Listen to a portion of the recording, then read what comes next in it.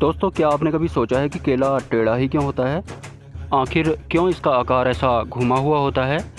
केला एनर्जी से भरपूर होता है। ख़ास तौर से बच्चों को केले का सेवन करने के लिए सलाह दी जाती है। और केले का वैज्ञानिक नाम मूसा पैराडाइसिका है, और जिसे हम केले का पेड़ या केले का पौधा कहते हैं, वो दुनिया की सबसे बड़ी जड़ी बूटी हर्ब है।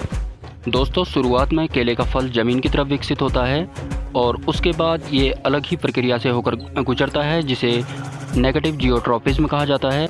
नेगेटिव जियोट्रॉपिज्म के संचार के कारण केले का विकास ज़मीन की तरफ ना होकर सूर्य की तरफ होने लगता है।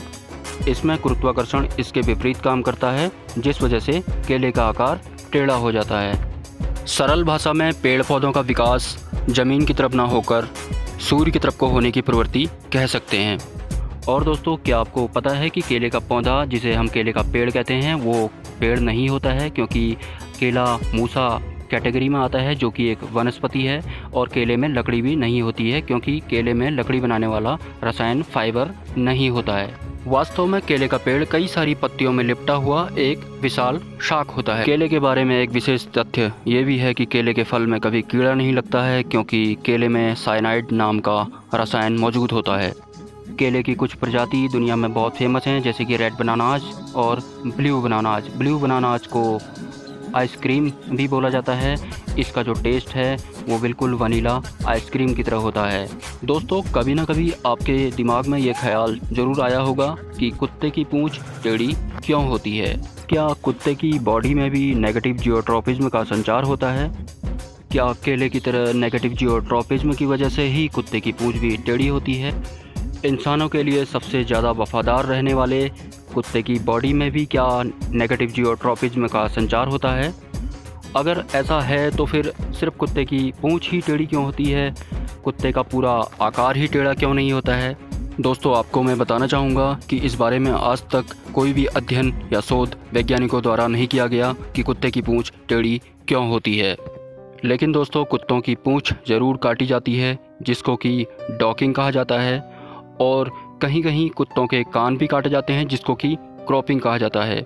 एक अध्ययन के अनुसार कुत्तों की डॉकिंग या फिर क्रॉपिंग में कुत्तों को बहुत ज़्यादा पेन होता है, और इस तरह की पेनफुल सर्जरी के बाद कई केसेस में कुत्ते फिजिकल स्ट्रेस से होकर गुजरते हैं, जो कि काफ़ी गंभीर होता है। कुछ कंट्रीज़ में कुत्तों की डॉकिंग करना गैरकानूनी माना जाता है।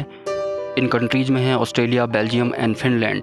Canal club of India, it's all about the dogs, ये डॉग शो ऑर्गेनाइज करती है। कोई भी ऐसा कुत्ता जिसकी पूंछ या कान या फिर शरीर का कोई भी अंग कटा हुआ हो, वो कैनल क्लब ऑफ इंडिया के डॉग शो में भाग नहीं ले सकता। इस बारे में केंद्रीय सरकार ने रजिस्टर्ड वेटरनरी डॉक्टर्स को लिखित आदेश दे दिया है कि वो अब किसी भी कुत्ते के कान या पूंछ ना काटें, अदरवाइज उन पे कार्रवाई हो सकती है। दोस्तों, डॉकिंग के मामले में या फिर क्रॉपिंग के मामले में डॉग्स के जो ओनर होते हैं, उनका तर्क ये होता है कि डॉकिंग के बाद ही कुत्तों की कुछ नस्ल स्टाइलिश दिखाई देती है।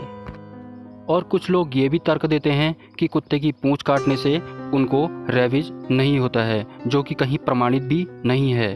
दोस्तों, डॉकिंग एक ट्रेंड बन चुका है।